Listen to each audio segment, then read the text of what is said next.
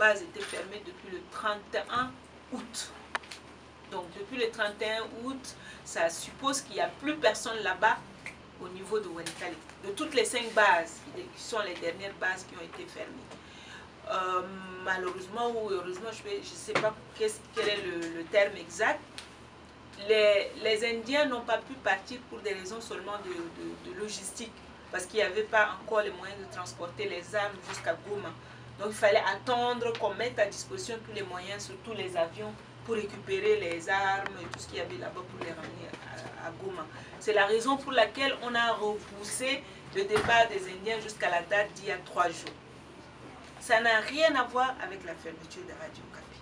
On a dit, redit et redit que la radio ne va pas fermer avec le départ, avec les fermetures des bases. On va continuer à travailler là où on est. Il n'y aura aucun problème. Il s'est agi juste d'un problème technique. Quand les Indiens sont partis, on est branché sur le groupe des Indiens pour faire fonctionner nos équipements. Ce sont des grands groupes qui alimentent presque tout le camp.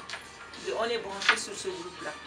Malheureusement, quand les Indiens sont partis, ils sont partis avec les batteries. Donc, ça a posé un problème puisqu'on ne pouvait plus s'alimenter sans batterie. Tout est déjà fait pour que, au plus tard demain, la batterie arrive à Walikale et qu'on puisse commencer à émettre sans aucune difficulté. Je vous parle franchement pour éviter les spéculations. Il n'y a jamais eu retrait des équipements de la MONUSCO, de Radio Okapi de là-bas. En aucune façon. Les équipements sont toujours là. C'est en face du bureau de l'administrateur du territoire, l'ancienne base de la MONUSCO, pour ceux qui connaissent Walikale. On n'a jamais déplacé les matériels. Ils sont toujours là. C'est juste ce petit problème qui va être résolu incessamment. Donc franchement, il n'y a pas de problème. À Massissi, pareil, depuis que la base est fermée, on a mis tout ce qui est nécessaire. Puisque nous avons quitté la base et on a remis le terrain à l'évêché. Parce que le terrain que nous occupons, que la base occupe, appartient à l'évêché. Et on a négocié avec l'évêché pour qu'on continue à rester sur le terrain jusqu'à ce qu'on puisse trouver une autre solution pour déplacer nos matériels. Parce qu'on est en partenariat avec Vodacom, on va déplacer tous nos équipements sur la base sur le site de Vodacom. Donc en attendant, on a trouvé un compromis avec l'évêché. Nos équipements en Massissi aussi sont toujours sur le terrain, gardés par des militaires, jusqu'à ce qu'on puisse transférer tous les équipements sur le site de Vodacom. Donc il n'y a pas de problème en ce qui concerne Radio Okapi. Soyez rassurés. Je parle avec les autorités administratives à Walikale que c'est un petit problème qu'on va résoudre.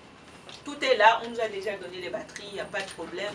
On cherche maintenant seulement les moyens de les envoyer. Donc voilà un peu en gros ce qui s'est passé réellement.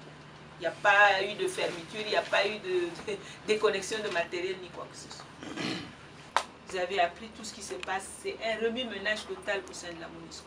Mais il faut prendre l'argent quelque part. Si on a coupé, il faut prendre l'argent quelque part. Ils prennent chez les militaires, donc il faut faire partie des militaires. On n'a pas les moyens de les payer, il faut les faire partir. On n'a pas les moyens d'entretenir les équipements, il faut les faire partir. On a pris chez les civils aussi qui vont partir. On a pris chez les policiers pareil qui vont partir. Donc, c'est un problème général. Mais ça ne veut pas dire, le DFC a expliqué, il a été l'invité 2 fois, je me rappelle, de la conférence de presse. Il était même à Walikale, il a répondu aux gens. C'est pas parce qu'on est parti qu'on ne fait rien. Il y a un autre mode de fonctionnement qui est que nous sommes beaucoup plus mobiles avec justement la question que vous venez de poser, les SCD.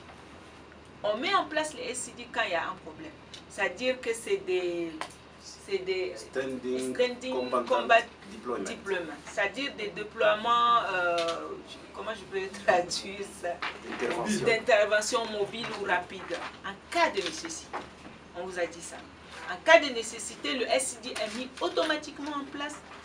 On l'a déjà fait à Boulé-Oussa. Vous vous rappelez